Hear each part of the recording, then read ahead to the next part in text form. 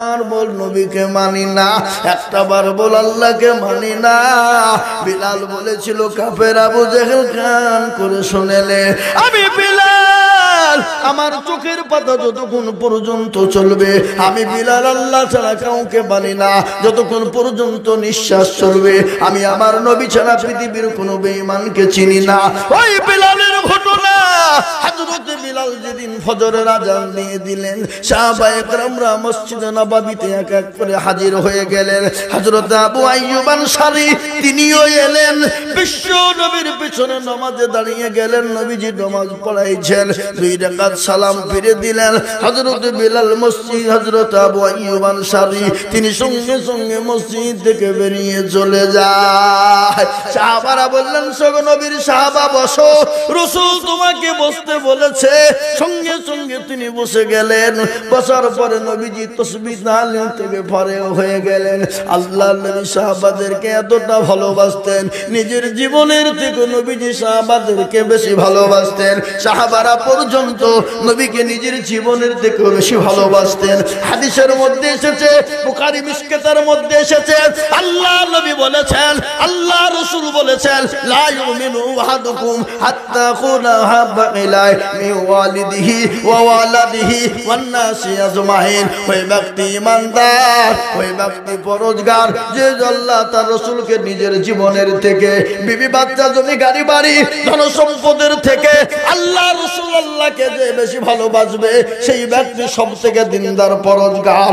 আল্লাহ নবী সাল্লাল্লাহু আলাইহি ওয়াসাল্লামের সাহাবারা নবীকে নিজের জীবনের থেকে বেশি ভালোবাসতেন। তার একটা ছোট্ট ঘটনা শুনালেন, ঘটনায় ঘটনা বেড়ে যায়। আমি আইজুল হক বলি, নবীজির জীবনে যদি আমি বলতে চাই, সাহাবাদের জীবনে যদি বলে যাই, রাতকে রাত পার হয়ে যাবে, শেষ হবে না। ওই সাহাবাদের কতটা নবীর উপরে মহব্বত। আল্লাহ নবী যখন জিজ্ঞাসা করলেন বিশ্ব নবীর কথা শুনে আবু আইয়ুব আনসারী থরথর করে কাঁপতে লাগলেন, কান্নায় ভেঙে পড়লেন। নবীজি বলেন, আবু আইয়ুব গো, তুমি কেন কান্না করো? তোমার কি হয়েছে? তুমি কেন কোরআনের মাজমাতে বসো না? কি হয়েছে তোমার? কোরআনের মজলিসে বসো না কেন? তোমাকে বসতে ভালো লাগে না? হযরত আবু আইয়ুব যত্ন করে চোখ দিয়ে পানি ঝরে গেলেন। বিশ্ব নবী বললেন, আবু আইয়ুব তুমি কান্না করো কেন? কি হলো? তোমাকে তো ধমক দেই নাই, কিন্তু একটা ঘটনা আমি আপনাদেরকে বলি। বলুন তো, নবীজি কত বছর দুনিয়ার জমিনে বেঁচে ছিলেন? কত বছর? কত বলেন? 63 বছর। নবীজি জীবনে কোনোদিন 63 বছরের মধ্যে কোনোদিন মিথ্যা বলেছে শুনেছেন? শুনেছেন? জীবনে কোনোদিন নবীজি জোরে কথা বলেছেন শুনেছেন? নবীজি কোনোদিন কাউকে গালি দিয়েছে শুনেছেন? নবীজি কোনোদিন কাউকে ধোঁকা দিয়েছে শুনেছেন? নবীজি কোনোদিন কাউরে আমানত মেরে খেয়েছেন শুনেছেন? জীবনেও কোনোদিন 63 বছরের জিন্দেগিতে করেনি। আজকের এই যুগের বেঈমান কাফের যারা, জারদ সন্তান, যারা কুলাঙ্গার সন্তান, যারা আমার নবীকে গালি দেয়, যারা আমার নবীকে গালি দেয়, নবীকে নিয়ে কটূক্তি করে, তারা হলো বাপের জারদ সন্তান, তারা হলো বাপের কুলাঙ্গার সন্তান। তারা কোনোদিন বাপের সন্তান হতে পারে না। পারে? জোরে বলো, পারে? তারা কোনোদিন হতে পারে না। ও মুসলমান দরদি আমার ভাইয়েরা, আল্লাহ নবী 63 বছরের জিন্দেগিতে জীবনেও কোনোদিন কাউকে চড় মারেনি, কোনোদিন কাউকে গাল দেয়নি, কোনোদিন কারোর সঙ্গে খারাপ ব্যবহার করেনি। আল্লাহ নবীর চরিত্র, নবীজির আখলাক ব্যবহার এত ভালো, কোরআন খুললেই পাওয়া যাবে। কোরআন বলেছে, লাকাদ কানা লাকুম ফি রাসূলিল্লাহি উসওয়াতুন হাসানা। ওগো তোমরা শুনে নাও, আল্লাহ কোরআনে পাকের মধ্যে ঘোষণা করে তাফসীর করে বললেন, আমার আল্লাহ আমার নবীকে এত সুন্দর চরিত্র করে বানিয়েছে যা বিশ্বে এরকম চরিত্র করে কাউকে বানায়নি এবং কিয়ামত পর্যন্ত কোনোদিন বানাবে না। কাউকে বানাবে না, কিয়ামত পর্যন্ত বানাবে না। আমেরিকার একজন লেখক যার নাম হলো উইলিয়াম হার্ট, উইলিয়াম হার্ট খ্রিস্টানদের ঘরের সন্তান। তিনি একটা কিতাব লিখলেন, যে কিতাবটার নাম হলো দ্য 100 100 মুন্সির জীবনী লিখলেন। ওই 100 মুন্সির জীবনী তিনি লিখতে গিয়ে দেখলেন 99টা মুন্সির জীবনে কলঙ্কের দাগ আছে, একজন আর কলঙ্কের দাগ নাই। তিনি হলেন বিশ্ববরেণ্য নবী, মানবতার দূত জনাবে মুহাম্মদুর রাসূলুল্লাহ। সকলেই বলুন সাল্লাল্লাহু আলাইহি ওয়াসাল্লাম। তেনার আখলাক চরিত্র সম্পর্কে এই দেশের কিছু বেঈমানরা জানে না, এই দেশের ইহুদি নাসারা খ্রিস্টান তারা জানে না। আমার নবীর আখলাক চরিত্র তারা যদি জানতো, তারা কলিজা ফেটে যেত, তারা কলমা পড়ে মুসলমান হয়ে যেত। তাই বিশ্ব নবী হযরত আবু আইয়ুবকে ডাক দিয়ে বললেন, কি হয়েছে তোমার ঘটনা বলো, কান্না করো কেন বলো। সঙ্গে সঙ্গে তিনি বললেন, ইয়া রাসূলুল্লাহ, আমি মনে করেছিলাম জীবনে কোনোদিন কাউকে বলবো না, কিন্তু রাসূল গো, আজকে আপনি জিজ্ঞাসা করেছেন, আমি না বলেও থাকতে পারলাম না। বলে কি হয়েছে বলো। বলে ইয়া রাসূলুল্লাহ, আপনি যেদিন থেকে বলেছেন যারা এক ওয়াক্ত ইচ্ছাকৃত নামাজ কাজা করে দেয়, তারা কাজা করলো না, তারা 2,88 বছর তারা জাহান্নামে পড়বে। যারা বলুন কক আলামিন তো তুমি নাকি আলামিল্লাহ। ভাইরা আমার দরদি দাঁড়িয়ে গেছে তো বুঝতে পারছি, চিন্তা ভালো করে বুঝতেছি। হ্যাঁ বাবজি, এক ওয়াক্ত নামাজকে কাজা করে দেয়, অন্য ওয়াক্ত পড়ে, তাকে 2,88 বছর জাহান্নামের মধ্যে পোড়ানো হবে। কক তো বললাম, যারা বলুন আমাদের জীবনে নামাজ কাজা আছে না নাই? কথা কন না, কাজ কাজ করছে এখন, থাক পরে পড়ব, ঠিক না? এখন মিস্ত্রি লেবার আছে, ফাঁকি মারবে, এখানে ঠিকাদাররা বসে আছে, তার লেগে কথাটা বললেন, হ্যাঁ বলতে কি বুঝলেন? এই যে এখানে বসে আছে ঠিকাদার গেলা, আমাদের ভেটু ভাই, তারপরে যে ফিরোজ, ওহাব ভাই, আরো ঠিকাদার মেলা এখানে আছে। কি বুঝলেন? এ বাবজি আমার ভাইরা, আমি তো শুনেছেন আপনারা নাকি আমার অসুখ হয়েছিল ঘটনা। আমি তো একেবারে ব্যাঙ্গালোর যাওয়ার জন্য রেডি। বাবা কোথায় যাব? আমি একেবারে যেখানে বড় লোক হসপিটাল সেখানে যাওয়ার জন্য তৈরি। এই ব্যাঙ্গালোর তো সব থেকে বড় মনে হয় অ্যাপোলো নাকি নাকি মণিপাল। আমি মণিপাল যাবো, কিন্তু হব ভাইরা বলে ওখানে যেতে হবে না, খামা খাই।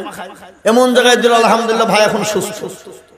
এই গত রোজার আগে 250 জালসা করেছি। করা করেছি বুঝলাম, 250।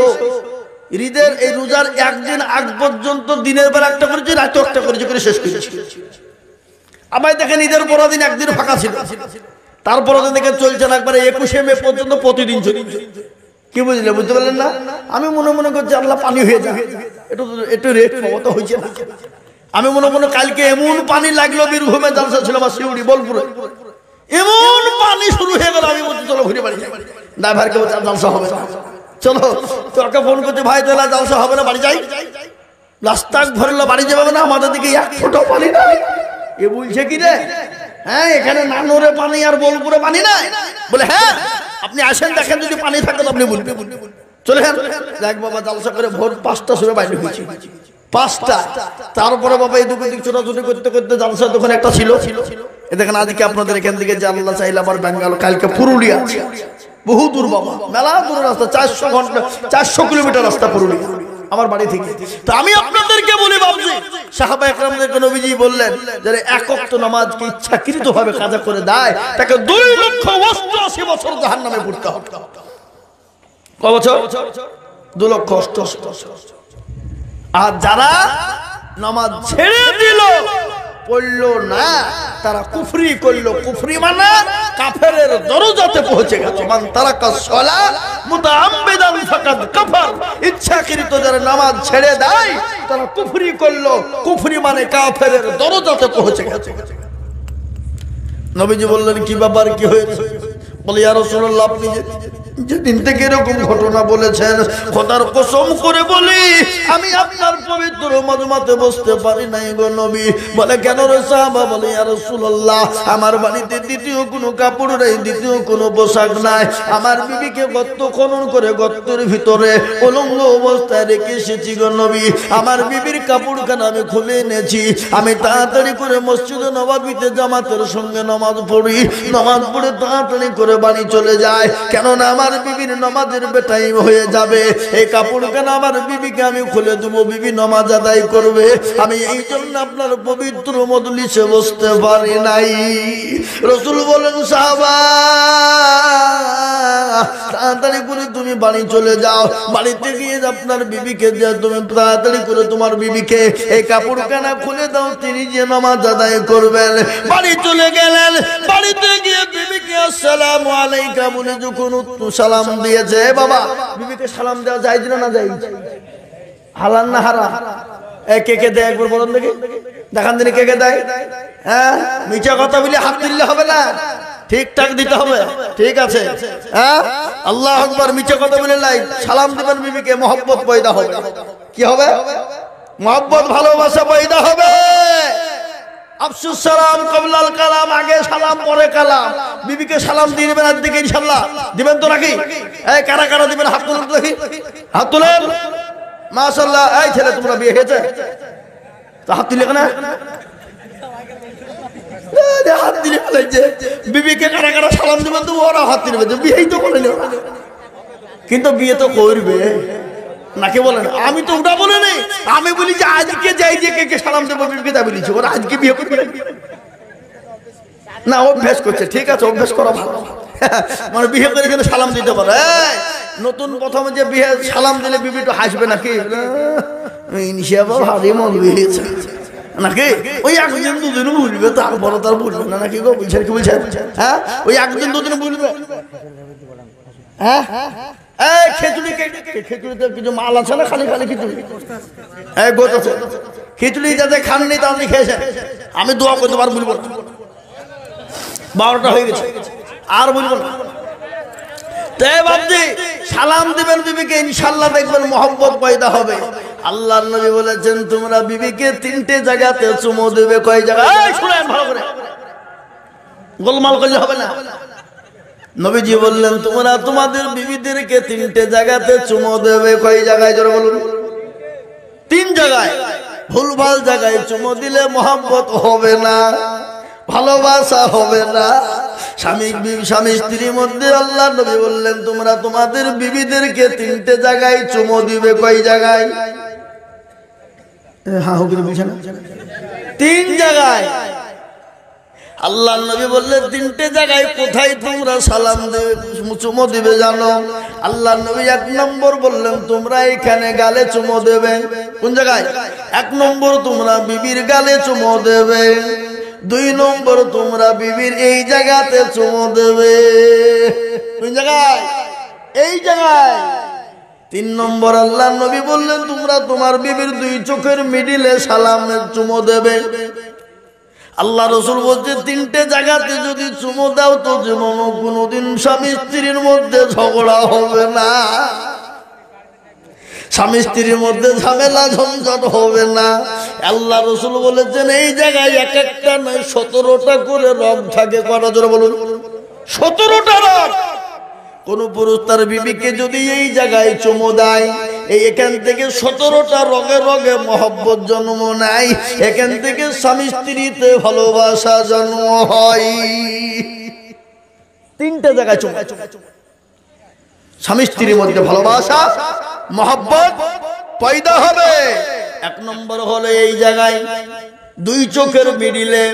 2 নম্বর হলে কুব্বালাতুল খাদ্দে মানে গালে। 3 নম্বর হলো কুব্বালাতুল ইয়াদাইন মানে হাতে। এই 3টে এই জায়গাতে তুমি সালাম দেবে, এই জায়গায় চুমু দেবে, দেখবে মহব্বত আল্লাহ রাব্বুল আলামিনের নবী বললেন যে মহব্বত পয়দা হবে।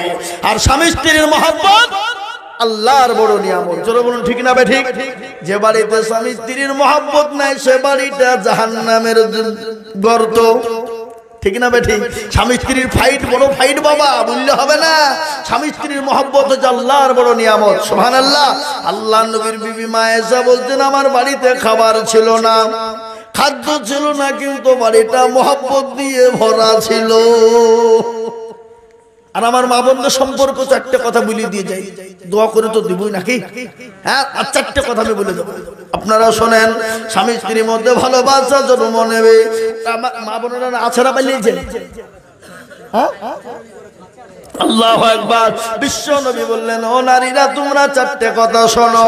নবীজি বললেন, মেয়েরা যদি চারটে কাজ দুনিয়ার জমিনে করে, আল্লাহর জান্নাতের একটা দরজা দিয়ে ঢুকবে মা। কয়টা জোরে বলুন? চারটা। মেয়েরা যদি চারটে কাজ করে, আল্লাহর জান্নাতের একটা দরজা দিয়ে মেয়েরা ঢুকবে, পৃথিবীর কেউ তাদেরকে বাধা দেবে না। আল্লাহর নবী বলে, চারটার মধ্যে একটা তোমরা শুনে নাও। একটা হলো তোমরা 5 ওয়াক্ত টাইমে নামাজ পড়বে, টাইমে টাইমে নামাজ পড়বে, ওয়াক্তে ওয়াক্তে নামাজ পড়বে। কিন্তু নামাজ কোথায় পড়বে? ঘরে পড়বে। নির্জাই কি উঠে আর লোক না, আপনি যান, আপনাকে বাদ দেব না, আপনাকে বাদ দিয়ে দিলাম। কিন্তু এই যুবকগুলোকে ছেড়ে বসে। সুস্থ শরীরের লক্ষণ হলে এই সকালে পোশাক ফিরবে, সন্ধ্যে ফিরবে, এটাই তো সুস্থ শরীরের লক্ষণ। আর আমাদের দেশের যুবকরা এই এলো আর গেল, এলো আর গেল। তার মানে মোবাইলে শেষ। রাত্রি 12টা 1টা 2টা 3টে পর্যন্ত বলছে মার মার মার মার মার মার মার মার মার। কি কি খেলা? Free fire, PUBG. শুনে নাও যুবকরা, যারা রাত্রি 12টা 1টা 2টা 3টে পর্যন্ত ফ্রি ফায়ার পাবজি গেম খেলেছো, চোখ যাবে, জান যাবে, মান যাবে, হায়া যাবে, লজ্জা যাবে, তিক যাবে, ঘৃণা যাবে, শরম যাবে, হাড় যাবে, কিডনি যাবে, জীবন যাবে, যৌবন যাবে। তুমি এখন টের পাবে না, যেদিন বিয়ে করবা সেদিন বুঝবা। সেদিন তোমাকে গেম খেলতে হবে না, অন্যজন গেম খেলবে। কি আসছো কেন? হ্যাঁ, ফ্রি ফায়ার খেলবে, হ্যাঁ, সে অন্যজন গেম খেলবে। তাও তো আমি অনেক কিছু বলছি না, চুপি চুপি রাখছি। সব খুলে ফেললে তো হবে না, হ্যাঁ, এর থেকে নিচে নামতে হবে। খবরদার, এই ফ্রি ফায়ার আর পাবজি খেলো না। মোবাইলে বুখারী শরীফ পড়ো, কোরআন শরীফ পড়ো, তাফসীর পড়ো, তাফসীরে জালালাইন পড়ো, তাফসীরে মারিফুল কোরআন পড়ো, তাফসীরে ইবনে মাজাহ পড়ো। এই যুবকরা এ পড়বে না, ফ্রি ফায়ার মার মার মার মার। হ্যাঁ, তুমি তোমার যৌবন শেষ করে ফেলবা। খবরদার খেলো, খবরদার না। রাত্রি 12টা 1টা 2টো 3টে পর্যন্ত আমরা খেলি, এটা খারাপ। খবরদার, অভ্যাসটা খারাপ। তাই যেটা বলছিলাম, আমার মা বোনেরা, চারটের মধ্যে একটা হলো ঘরের ভিতরে নামাজ পড়বা, বারান্দায় পড়বা না। এই যে ঘরের বাইরে, ওটাকে কি বলেন আপনারা? বারান্দা না নৌসরা? হ্যাঁ, বারান্দায় নামাজ পড়লে মা বোনদের নামাজ হবে না। অনেক মা বোনেরা নামাজ পড়ে আল্লাহু আকবার ছাগল রেখে দেয়। আল্লাহ জানালো ওই বলে না, বল না, নাই তো জানি না, জানো আবার শুরু হয়ে গেল। আল্লাহ, এই নামাজ আল্লাহ দরবারে কবুল কিন্তু হবে না। মা, আমার মা বোনেরা নামাজও পড়ে, ছাগলও খাদায়, মুরগিও খাদায়, খাদায় না? কথা বলছেন না? খাদায়। আল্লাহর নবী বলছেন, ঘরের ভিতরে পড়বে, নির্জনে পড়বে, কিন্তু ঘরের বারান্দাতে নামাজ পড়লে আল্লাহর দরবারে কবুল হবে না। 1 নম্বর। দ্বিতীয় নম্বর, আল্লাহ নবী বললেন, ও মা বোনেরা শোনো, ও মেয়েরা তোমরা শুনে নাও। ও জননী, তোমাদের কথা আজকে আমাকে বলতে হবে। আর তোমাদের কথা যদি না বলি তাহলে নিব খারামি করা হবে। কেন? অমরপুরের যুবকরা তো আমাকে রান্না করে খাওয়ায়নি, ছেলেরা তো রান্না করে খাওয়ায়নি। কি খাইছে? তাহলে মেয়েরা খাইছে, তাহলে মেয়েদের লেগে বুঝতে হবে না? হ্যাঁ, তো বুঝতে হবে তো। আল্লাহ নবী সাল্লাল্লাহু আলাইহি ওয়াসাল্লাম বললেন, ও মেয়েরা তোমরা শোনো, দ্বিতীয় নম্বর তোমরা কি করবা? স্বামীর খিদমত করবা। এই স্বামীর খিদমত, আমাদের দেশে স্বামীর খিদমত আছে? ও কি জিনিস? স্বামীর খিদমত করবা, স্বামীকে ভালোবাসা দেবা, স্বামীকে মহব্বত করবা, স্বামীর সঙ্গে কোনো রকম কোনো খারাপ ব্যবহার করবা না। মা, আল্লাহর নবী বলেছে, যদি তোমার স্বামী যদি তোমার উপর খুশি হয়, আর তোমার যদি মৃত্যুবরণ হয়, আর বিবি যদি বলে আমার স্বামী আমাকে ভালোবাসে, তাহলে সেই নারী আল্লাহর জান্নাতের একটা দরজা দিয়ে ঢুকবে। আমার মা বোনেরা স্বামীকে একদমই 100 গাল দেয়। আপনাদের দিকে দেয় না? দেয় নাকি? হ্যাঁ, এদিকে দেয়।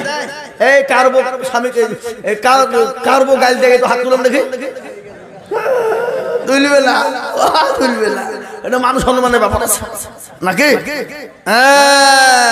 আল্লাহর নবী বললেন, ও নারীরা তোমরা স্বামীকে ভালোবাসা দেবে, স্বামীকে মহব্বত করবে, স্বামীর সঙ্গে সুন্দর ব্যবহার করবে, স্বামীকে কোন রকম কোন গালিগালাজ করবে না। ঘটনা শোনেন, আল্লাহর নবী একদিন পাহাড়ি এলাকায় দাঁড়িয়ে আছেন, একটা উট এসে নবীজির পায়ে সিজদা দিয়ে চুমো দিয়ে ধন্য হয়ে গেল। সাহাবারা বললেন, ইয়া রাসূলুল্লাহ, আপনি একটাবার হুকুম দিন, আপনার পায়ে চুমো দিয়ে আমরা সিজদা দিয়ে ধন্য হয়ে যাই। রাসূল বলল, না, মানুষ মানুষকে সিজদা করা যাবে না। মানুষ মানুষকে সিজদা করা যদি জায়েজ হতো, আমি বিশ্বের মেয়েদেরকে বলতাম, ও মেয়েরা, তোমরা তোমাদের স্বামীর পায়ের তলে তোমরা সিজদা করো। কিন্তু মানুষ মানুষকে সিজদা করা যাবে না। কিন্তু আমার মা খালা বোনেরা, আমি তোমাদেরকে বলছি, স্বামী তোমার মহব্বতের জিনিস, স্বামী তোমার আদরের জিনিস। খবরদার স্বামীর সঙ্গে খারাপ ব্যবহার করবা না, স্বামীকে গালি দেবা না, স্বামীর সঙ্গে জুলুম করবা না, স্বামীর সঙ্গে অত্যাচার করবা না, স্বামীর সঙ্গে জিদ করবা না। 2 নম্বর, অমরপুরের পুরুষরা বলছেন, ভালো করে মেয়েদেরকে বলেন, কাল থেকে যেন আমাদের খিদমত শুরু হয়ে যায় নাকি? মেয়েদের লেগে কে বলবে, পুরুষদের লেগে কে বলবে? আল্লাহর নবী বলছেন, মেয়েদেরকে তোমরা গালি দিও না, মেয়েদেরকে তোমরা মেরো না। অনেক পুরুষ আছে বেলা 12টা 1টা 3টে পর্যন্ত বাগানে বলে হরতনডা মাররে, গোলামডা তোলরে, রুইতনডা ঝাড়রে, টেকাডা ফেলরে। এই যে তাস খেলা আপনাদেরকে নাই? বাড়িতে এসে বেলা 12টার সময় বলছে ভাদে রে, আর না হলে উজাম পচ্ছম ঝাড়রে। এরকম আছে না নাই? আল্লাহ নবী বললেন, যেমন ওরকম নারীকে আল্লাহ জাহান্নামে দেবে, আল্লাহ রাসূল বলেছেন ওরকম পুরুষকে জাহান্নামে যেতে হবে। কোরআন খুললে পাবেন, হুন্না লিবাসুল লাকুম ওয়া আনতুম লিবাসুল লাহুন্না। তোমার বিবি তোমার জন্য পোশাক স্বরূপ, স্বামী বিবির জন্য পোশাক স্বরূপ। আজকে স্বামী স্ত্রীর মধ্যে ভালোবাসা আমাদের নাই। এ বাবা, লড়াই ঝামেলা ঝঞ্ঝাট ফাইট লেগে আছে না নাই? একটাই কারণ, আল্লাহ তার রাসূলের বিধান আমাদের ভিতরে নাই। দেখবেন বাড়িতে সালাম দেবেন বিবির সঙ্গে, দেখবেন মহব্বত পয়দা হবে। স্বামী স্ত্রীতে একসঙ্গে নামাজ পড়বেন, মহব্বত পয়দা হবে।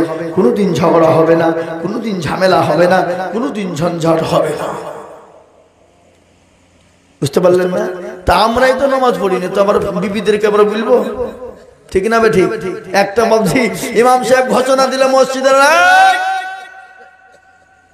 ফজরের জামাতে যদি পুরুষরা না আসে, আবার মসজিদের তরফ থেকে সমাজ থেকে আবার ডবল করে বিয়ে দিয়ে দিব।